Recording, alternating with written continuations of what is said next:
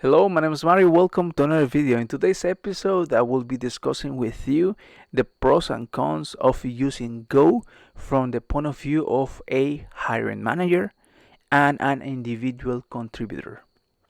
So, what are the pros and the cons of a manager when using Go? Let's start with the cons.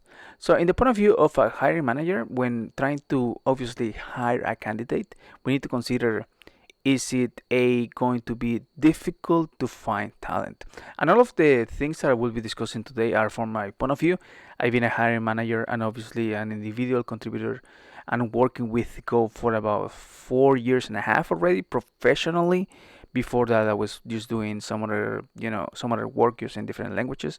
So all of this is real from my point of view, and it doesn't cover the things that you will be most of the time see when trying to discuss why Go is a good programming language, but rather, hey, how does this make sense from my point of view? As I am a hire manager, I want to find candidates that want to be joining my team, that are going to be contributing as soon as possible.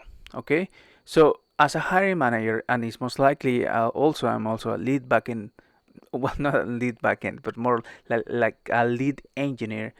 It is going to be difficult to find talent, and you need to realize that is going to be a problem, but also at the same time, because it's going to be difficult to find talent, you need to train those new engineers, which again, depending how you see it, because the language, again, I will to be talking about it in a few minutes. The language is kind of easy, quote unquote, depending how you see it. So teaching a new engineer that already has experience working professionally using a different language, or even if this candidate is coming out of college, it shouldn't be that difficult to learn this language. Okay, now what is another con for this is that if you are hiring or trying to hire somebody with experience using Go, it's most likely the salary is going to be high. And again, you need to consider that when you're trying to create your budget. If you're trying to say, hey, I need to fire, I need to not to fire, I need to hire a candidate with 4 years of experience using Go. You need to consider that Go has been, if I recall correctly, about 10 years already, so it's literally a really new language. If you're asking somebody with 4, 5, or more than that, you're literally asking with somebody with really a lot of experience. So if you're asking for that, you need to expect to give this candidate a good salary, which may be depending on the company you're working for. It could be a difficult thing to negotiate. First of all, with the company which is giving you the budget, and at the same time with the candidate who's willing to join your team. So with that, those are three cons what you have. What are the pros? So pros will be, hey, it is easy to learn, and easy isn't it depends on how you see it, but easy is in the context of this language has so many keywords. It has so many ways to do things. It has so many ways to learn or implement different things. So in the end, easy is relative to whoever is learning a new thing. But in the context of Go will be, hey, there is this thing that you can do this way, and that's it. And again, it could be one of those things that I don't want to discuss from the point of view of a hiring manager or a lead engineer, but you have to consider that, hey, if I'm going to be hiring somebody who doesn't know how to program in Go, I can teach, I can help this candidate or this new engineer how to do things, and it will be significantly easier than probably using a more difficult or more not difficult, but more a language that has so many new features. Okay, so that's the point of view I want to see it that way. So it will be easy for whoever is going to be joining your team. What is another pro? Well, it's vendor supported. And the context of this, if you're thinking of maybe a cloud provider like AWS or maybe Google Cloud or maybe Azure, all of these different providers already have SDKs.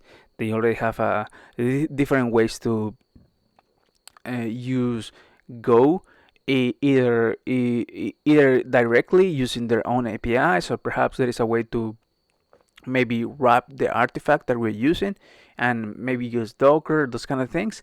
So in the end, from experience, you shouldn't have a problem hiring new candidates or even considering using Go for your new project.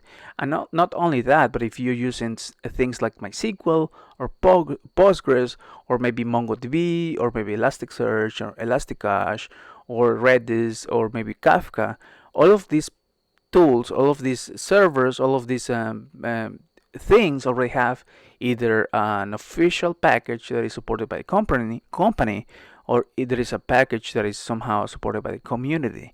So it is available for you to use it. So it's not going to be difficult for you to use any of those services when you're implementing them.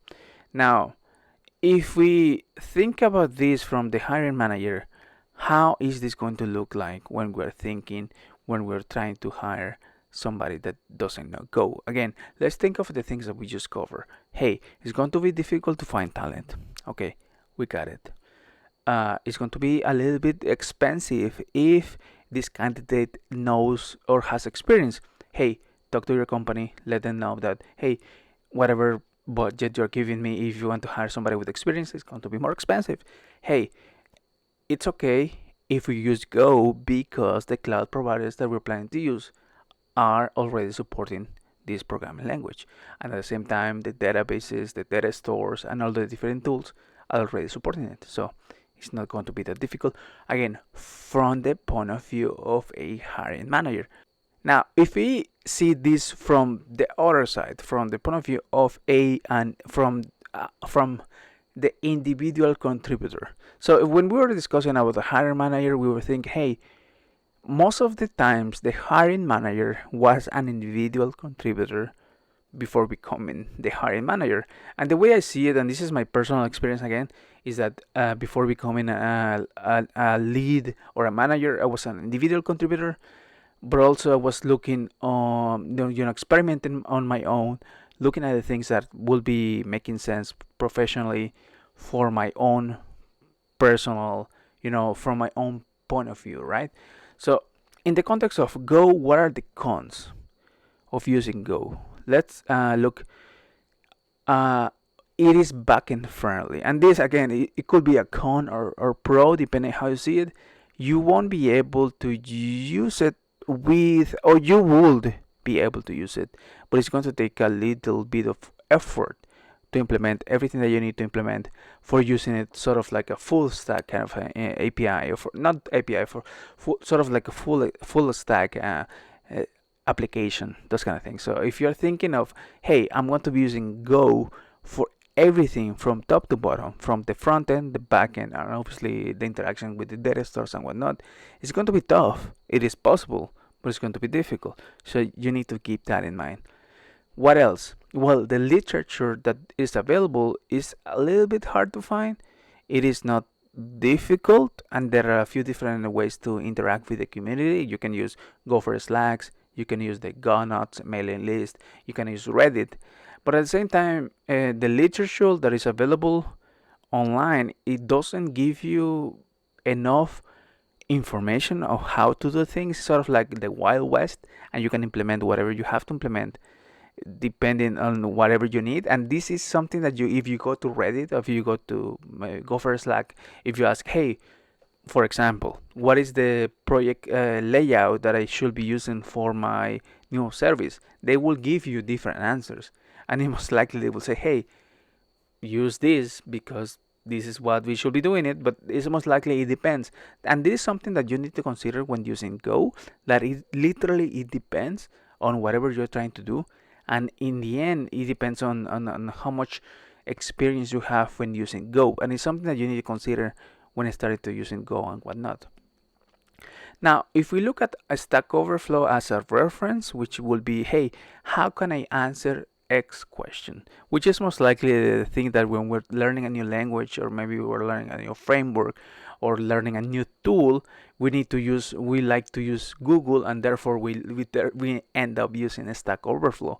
And I want to show you how Go, compared to some of the popular programming languages, there is a huge difference in tag questions, and that may be an example of how how good the documentation is, or perhaps it's how good the programming language is, or perhaps it's an example of how bad the language is, or how the lack of documentation of or resources that we have is not good enough to answer the questions. Therefore, nobody goes to Stack Overflow.